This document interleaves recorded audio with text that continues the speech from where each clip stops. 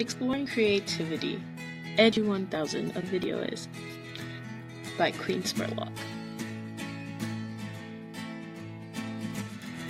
The creative process can be one of the most hair-pulling experiences due to creativity's such complex state. It can also make you feel on top of the world when you're in a state of flow, which often produces your best work.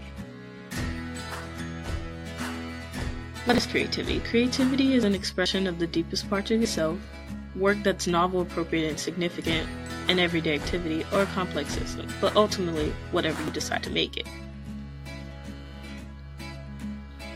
We describe our person or personality by comparing features of other creative people, so motivation, diversity, openness, etc. Our environment also plays a role in interacting. So what external factors or interpersonal factors drives our creativity? As a complex system, creativity consists of three elements that are interconnected: the person, the field, and the domain. The person is the innovator that comes up with a creative idea. However, they must receive validation from the domain, which is what permits and stays in our society, and the field, which is a gatekeeper of what is accepted or not into our domain. A useful place for the system is wicked problems, so social or cultural problems that are not easily solved because they're so complex. They're often incomplete or contradictory in knowledge, have a lot of opinions involved, so there's a scale.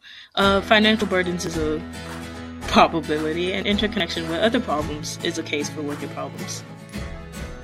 The process of creativity aims to understand what is the nature of creative thinking or the activity of being creative. And this process is often the hardest part, so knowing where to start.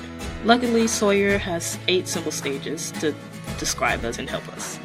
The first step is problem finding. So, what is your target and what do you hope to accomplish?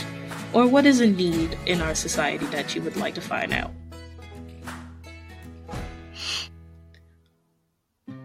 The second is knowledge acquisition. So, what tools do you already have to understand your project or your problem? And where can you find mastery, practice, and information to help you create? Third, information gathering. So, everyday experiences, encounters, society, all help foster creativity. So, knowing that creative inspiration comes anywhere. Incubation. So, great ideas need time to formulate, so you have to take your mind off of just focusing on the idea, but look for everyday activities and you might just find inspiration. Fifth, start generating ideas. After incubation, you can start getting a flow of what you would like to do and what direction you would like to go in. 6, innovative combinations. So you take what you've learned and try to make interesting combinations, such as the telephone and the computer to create a tablet. It's not new, it's something new, but from something old. You got to take experiences. Number 7, evaluation. So after you've narrowed down some of your topics, you got to see which is the best and what factors are you trying to get to. And just pick one.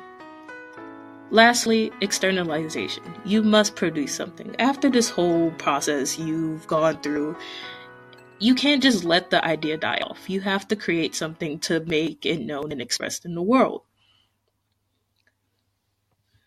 The product of the process is often accessible for judgment or evaluation, which sometimes people ask, can creativity exist?